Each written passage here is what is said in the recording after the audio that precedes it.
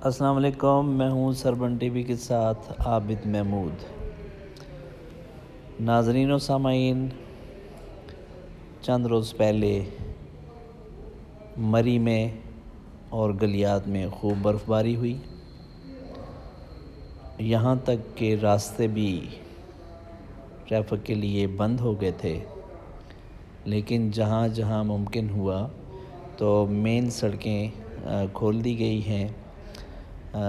آج جمعرات کا دن ہے اور 29 جنوری ہے۔ خوش قسمتی سے مظفر آباد جانے کا پروگرام بنا اور مری کے راستے ہم مظفر آباد میں داخل ہوئے۔ مری سے لے کر جو مظفر آباد تک کا راستہ ہے اس میں دائیں بائیں برف موجود ہے، آپ اس کے نظارے کر سکتے ہیں۔ یہ دیکھیے، یہ مری سے تھوڑا پہلے ایک جگہ پر ہم کافی پینے کے لیے رکے تو یہ وہاں کے نظارے ہیں۔ دائیں بائیں ہر طرف آپ کو برف نظر آ رہی ہوگی۔ اچھا، مزے کی بات یہ ہے کہ ایک طرف برف موجود ہے اور دوسری طرف جو علاقے ہیں وہ برف سے خالی ہو چکے ہیں، چونکہ جس طرف دھوپ سیدھی لگتی ہے، سورج سیدھا جو ہے وہ اس کی روشنی جاتی ہے تو وہاں پر برف جلدی پگھل جاتی ہے، تو وہ بہت کم تعداد میں رہ گئی ہے۔ لیکن جن علاقوں میں جن جگہوں پہ سورج کی روشنی جو ہے وہ کم پڑتی ہے یا تھوڑی دیر کے لیے بڑھتی ہے تو وہاں پر برف کے پگھلنے کا جو سلسلہ ہے وہ بہت آہستہ سے ہوتا ہے۔ آپ یہ دیکھ لیں، یہ اس وقت کافی ہاؤس ہے مری روڈ پر راستے میں، تو یہاں جو ہے برف نظر آئی تو میں نے کہا کہ اپنے ناظرین کے لیے اس کو کیمرے کی آنکھ میں بند کیا جائے، کیونکہ اس طرح کی جو چیزیں ہیں وہ یادگار ہو جایا کرتی ہیں۔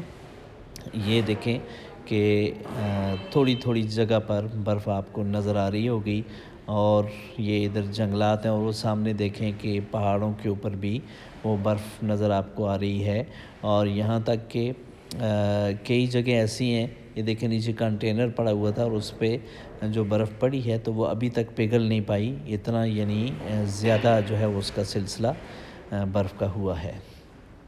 اور یہ دیکھیے، یہ جب سڑک خالی کر دی جاتی ہے تو برف ایک راستے پر ایک طرف سڑک کے جمع ہو جاتی ہے، تو یہ آپ کو وسیع تعداد میں بہت بڑی مقدار میں جو ہے وہ برف نظر آ رہی ہوگی۔ چونکہ ہم گاڑی میں ہیں تو اس لیے اس کا نظارہ جو ہے آپ گاڑی کے ذریعے آپ کو کروا سکتے ہیں۔ جہاں کہیں گاڑی تھوڑی سلو ہوتی ہے تو وہاں پر جو ہے برف آپ کو زیادہ نظر آتی ہے۔ یہ دیکھیں، یہ ہم چلتے جا رہے ہیں تو برف تیزی سے ہمیں پیچھے کی طرف دوڑتی ہوئی بھاگتی ہوئی نظر آتی ہے۔ یہ دیکھیے جی،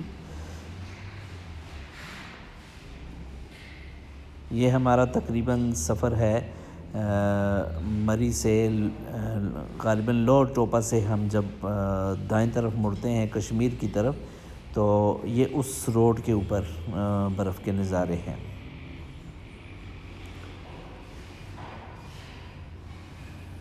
سردیوں کا موسم پہاڑی علاقوں میں رہنے والوں کے لیے اگرچہ بہت مشکل ہوتا ہے۔